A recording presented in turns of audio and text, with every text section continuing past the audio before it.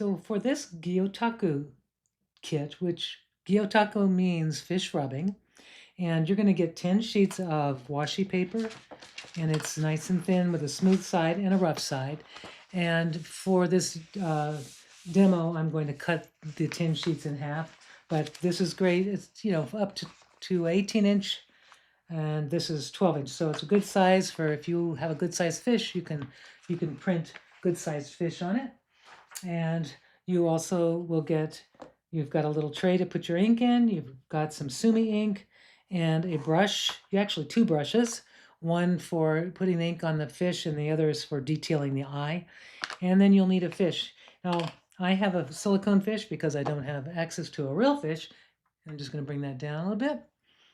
So I'm going to just show you the process. So what I did is I coated this with a little light dusting of cornstarch. You can use baby powder as well. And that's because the silicone is kind of gets sticky. What you'll want to do if you're using a real fish is you're going to want to dry it, pat it dry really well, get all the little bits. If there's a little water underneath the gills or around the eye, just pat it dry, get it ready for your ink. Now, when you're ready to do your Gyotaku, you're going to get your paper ready. So I've got a couple sheets here cut 9 by 12. And I'm going to have the print or the smooth side facing up.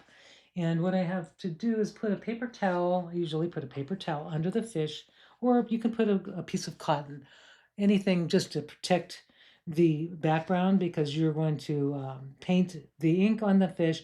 And if you have any ink that got on your background, you'll be able to remove this paper towel and you'll have you won't have a bunch of extra ink all over the place. So now I'm going to pour some ink into my dish.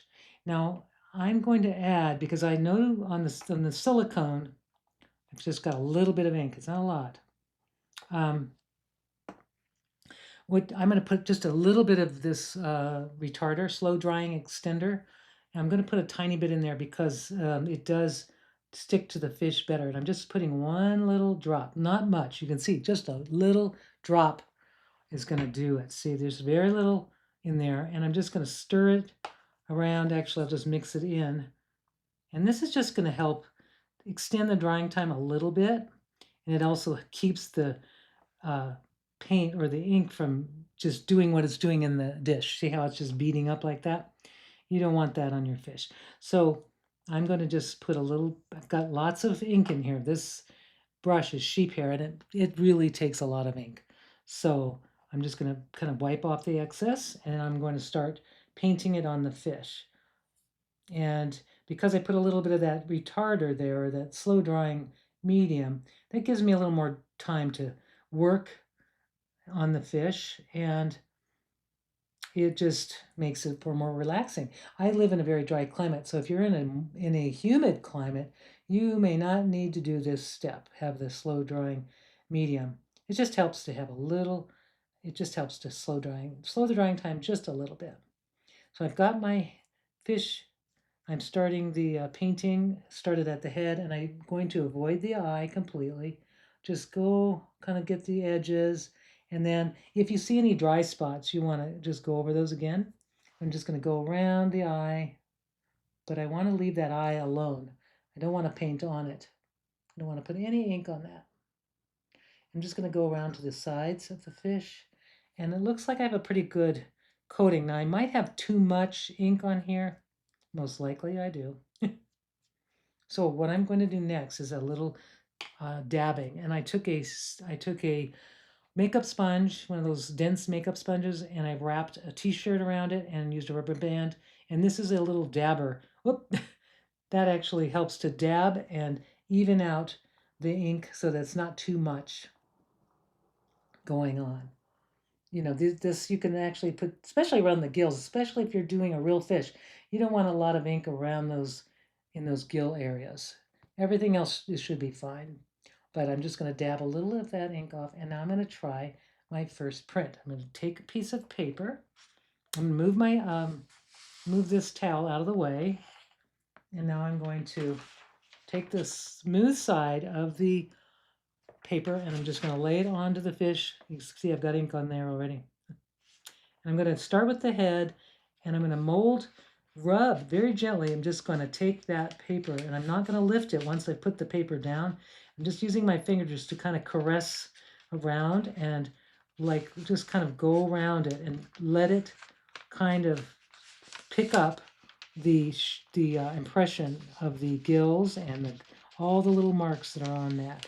And I'm just going to go from the top of the body, and I'm just using my hand to kind of mold around it.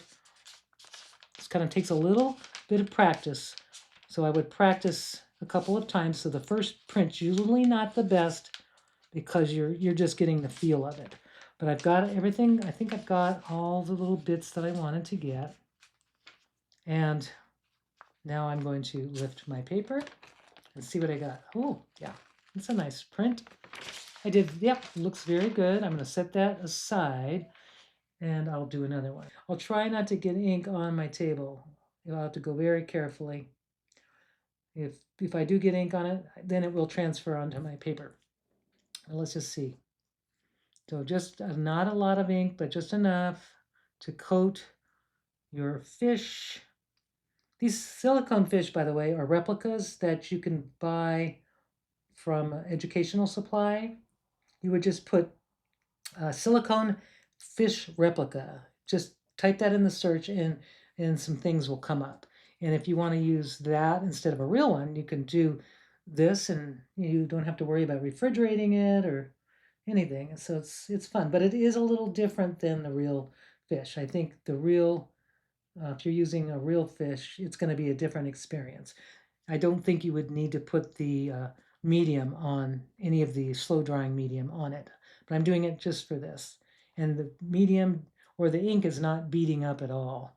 So I'm going to just dab very lightly, just tiny little taps right on the top here, where I kind of think I had too much ink the last time was right in the gill area. Now I'm going to take my paper and I'm going to lay it down, center it as best I can. And once I've made contact, I'm not going to lift it again. I'm just going to gently move my fingers around it, cupping, molding, and not letting it lift twice. I'm just going to keep it on the fish. Once it's on there, I want to keep it down on the fish. And I'm just going to go and pick up, just gently kind of rub. It's like it is a rubbing, the washi paper. And the washi paper, you definitely want to work the smooth, you want to have the smooth side down on the fish, and you want your rough side on the back. Kind of get around the body, and once you've got all that, you get it into you've picked up ink, and you can kind of see how it's working. And this one, I think it's going to be a nicer print because I don't see a lot of blobs going on. I see that I think I've pretty much got everything I needed. I might have to go back into the sides here. Okay, I'm ready to pick it up and see what we've got. I'm just going to lift it carefully because you don't want to lift any of the fibers off. But the cornstarch really helps on this. And there it is. I've got a pretty nice print. Now, on both of these, what I'm going to do is using my detail brush, I'm going to take, being careful not to get the ink anywhere else, I'm going to pick up a little bit of ink in my detail brush, and I'm going to create an eye. And I'm going to just make a sort of a circle inside the circle, and it doesn't have to be a perfect one. It can be off a little bit. And I'm going to kind of make a little triangle. I'm just basically creating that reflection on the eye, and I'm using a very light touch and not a lot of ink so that it doesn't bleed. I'm just kind of doing a very light touch and creating the eye. That really makes a huge difference when you're doing these Gyotaku, because that eye is that's the focal point of the whole thing. So you want that to look really good. So I'm just taking my time on this, going around, and then I'm going to do one more little thing. So I've got that part. Now I'm going to go make a circle around it, just a little bit off, away from the circle I just made. So I'm just going to go like with one sweep, I am making a circle that joins. There it is. So you can see that detail makes all the difference. Just that little bit of detail on the eye makes a difference. So I'll do that on this other print while it's here. And this is how you would just do your to finish your fish. You can do them all at once like this. There's one more step that I want to do. It's not really the print, but it's the sort of one little final step that makes it really nice. And I'm going to show you that. We do have a video on how to make a little seal or a chop out of eraser material. But if you have a little rubber stamp that has some writing on it that you like, or you have a little signature stamp, you can do that, use that, and I'm going to show you that in a second when I finish this little circle. That I like that. That works out good. So the last thing I do to really finish these off is I look at the print and I decide I want to have a little signature. So I'm going to take a little stamp that I made with, it's an eraser stamp that we have a video that shows you how to do that. And I have some red ink. Now this is just a pigmented ink. This happens to be Tulip Red.